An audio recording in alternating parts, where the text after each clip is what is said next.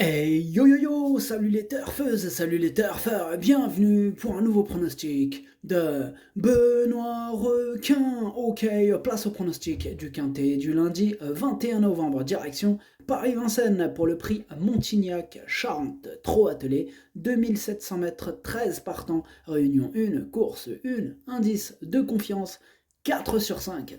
Petit retour sur le quintet du dimanche 20 novembre. Dans mon pronostic, je vous ai donné le tiercé, le quarté et le quintet, bref, la totale. Hommage à Gallius qui nous a quittés aujourd'hui, tragédie. Wow. Courage à ses entraîneurs, ses propriétaires, hein, tous ceux qui l'aimaient bien, qui le connaissaient. Ouais, hommage à notre grand champion Gallius, hein, ça c'était vraiment un champion. Truc de fou. N'hésitez pas à mettre un pouce bleu si la vidéo vous a plu, vous aidez ainsi grandement la chaîne. Ok, c'est parti, on commence le pronostic et on commence avec le numéro 1, Always EK. Et on n'aura pas les commentaires de l'entraîneur. L'entraîneur, c'est qui? C'est Fabrice Soulois. Bon, lui, il est muet comme une carpe. Et en plus, c'est bizarre, hein, parce qu'il est muet comme une carpe. Et en plus, il est parti où? Il est parti pêcher de la carpe. C'est pas un truc de. C'est bizarre des fois la vie, hein, comme quoi. Ouais, il est muet comme une carpe, il va pêcher de la carpe. Et ouais, voilà, c'est ça. Il est parti sur cette petite barque là et parti pêcher de la carpe. Ok, bah amuse-toi bien, Fabrice Soulois. Donc on n'aura pas de commentaire de Monsieur Soulois. En tout cas, lui, je l'ai gardé, hein, je l'ai gardé son cheval. Always EK, je l'ai gardé en bout de combinaison. Attention. Adlas Dercho Saber. On passe au numéro 2, Charlie Delaunay. Et pareil pour ce numéro 2, on n'aura pas les commentaires de l'entraîneur, hein. Lui aussi est muet comme une carpe. Je parle bien de Junior Guelpa, l'entraîneur. Et d'ailleurs, il est parti avec son pote Fabrice Soulois. Ils sont partis tous les deux à la pêche. Bon, heureusement, il n'a pas entraîné plus de monde, sinon on aurait été embêtés. Ils sont partis que tous les deux. Voilà, ils en ont parlé à personne d'autre. Les autres, ils leur ont dit non, mais attends, on n'a pas envie de pêcher, nous déjà. On ne pêche pas, nous. Non, mais oh. Donc voilà, eux, les autres, hein, ils sont restés avec nous. Ouf! Donc Junior Guelpa, Fabrice Soulois sont partis pêcher. Qui reste-t-il? Il reste les autres.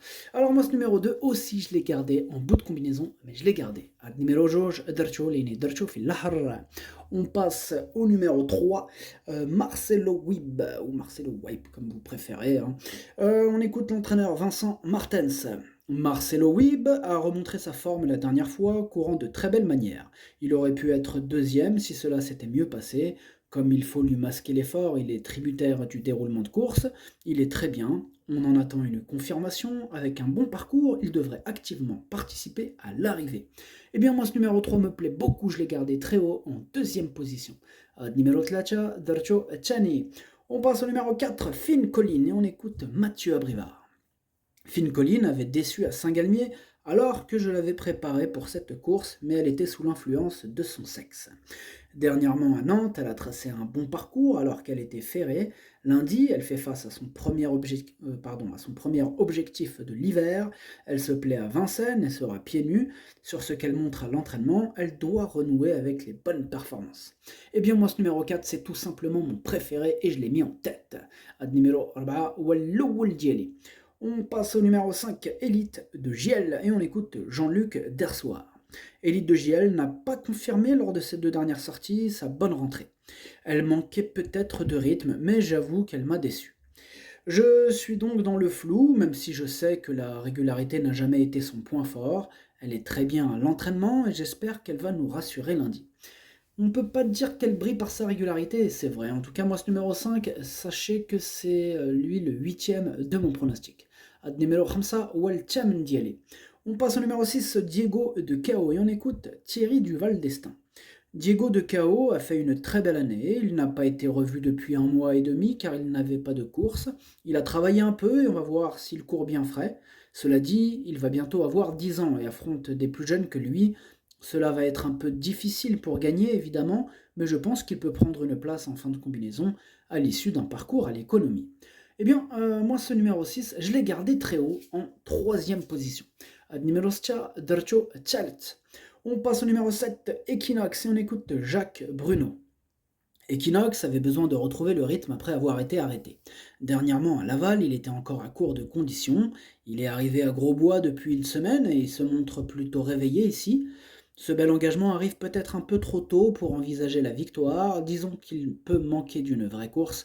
Cela dit, il a sa place dans le quintet. Eh bien, moi ce numéro 7, je ne l'ai pas retenu. Par contre, c'est mon deuxième cheval de complément. Attention, possible cassage en vue. هاد نيميرو 7 درتو في البلاصة ديال لو بارتون هو الثاني فيهم عندكم. On passe au numéro 8, Gospel Pat, et on écoute Laurent-Claude Abrivard.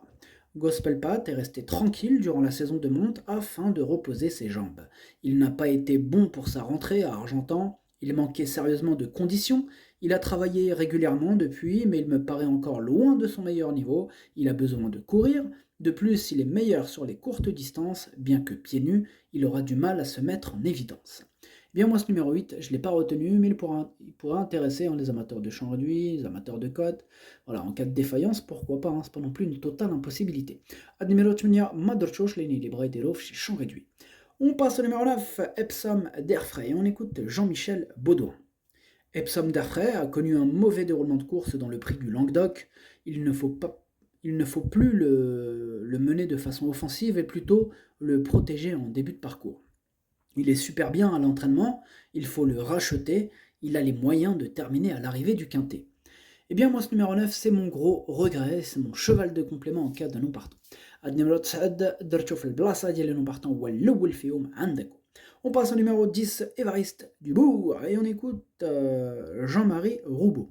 Évariste Dubourg fait face à un objectif. Je le trouve revenu au même niveau que l'hiver dernier. À Feur, il s'est bien défendu avec les fers. Plus heureux, il aurait pu prétendre à la 5e place. Précédemment à Vincennes, il a buté derrière des rivaux, sans quoi il aurait terminé plus près. Ici, j'ai des ambitions pour la victoire. Eh bien, moi, ce numéro 10, je l'ai gardé en 5e position. Ad numéro 10, Darcho Khames. On passe au numéro 11, Faradeco, et on écoute Alexis Garando. Faradeco avait déçu lors de sa dernière course, mis à part une légère sensibilité à un pied, je n'ai pas d'autre explication. Elle a décompressé durant 15 jours avant de reprendre le travail, ses derniers exercices étaient très bons comme d'habitude, elle sera plaquée devant afin de lui apporter du confort, même si j'ai besoin d'être rassuré, elle court pour gagner. Information intéressante et importante. Ce numéro 11, moi je l'ai gardé assez haut en 4e position. Ad numéro 11, Darjo Araba. On passe au numéro 12, Dimo Docagne, on écoute Antonio Ripoll Rigo. Dimo Docagne m'a beaucoup plu pour sa rentrée. Il rendait 25 mètres et a dû chasser, mais il s'est bien tendu pour finir. C'est son meilleur engagement à l'attelé de l'hiver, mais c'est aussi la fameuse 2e course. J'espère le voir accrocher une place, mais je ne suis sûr de rien. Qui est sûr de quelque chose ? On n'est jamais sûr de rien. Oui, dans la vie, rien n'est acquis. En tout cas, moi, ce numéro 12, je ne l'ai pas retenu, mais il pourra intéresser les amateurs de cote, les amateurs de champ réduit. Question de feeling. Ce n'est pas une totale impossibilité. Attention. Voilà, question de feeling. Ad numéro 12, Madrchoch, les libre chez champ réduit. Et on passe au dernier, le numéro 13, Flor de Janeiro. Et on écoute Franck Blandin. Flor de Janeiro était très nerveuse la dernière fois au Canter et je n'ai jamais été en sécurité. Elle est partie au galop, elle ne m'a pas rassuré au niveau caractère, mais a travaillé un peu plus dur pour remédier à cela. Ici, c'est sa meilleure course de l'hiver, ce n'est pas forcément simple à ce niveau, mais sur ce qu'elle a fait de mieux, elle peut rentrer en fin de combinaison. Eh bien moi ce numéro 13 non plus, je ne l'ai pas retenu, mais il pourrait intéresser les amateurs de champ réduit, les amateurs de cote, question de feeling, c'est pas une totale impossibilité en cas de défaillance, pourquoi pas. Numéro 13, Madrchoch, les libre chez champ réduit. Le pronostic, ça donne 4, 3, 6, 11, 10, 2, As. Merci d'avoir suivi cette vidéo, n'hésitez pas à mettre un pouce bleu si la vidéo vous a plu, en plus ça aide beaucoup la chaîne. Pour accéder à tous mes tickets pour la course du Quintet, rendez-vous directement en description de la vidéo. À jouer avec modération, bonne chance, chopez-le moi, ciao.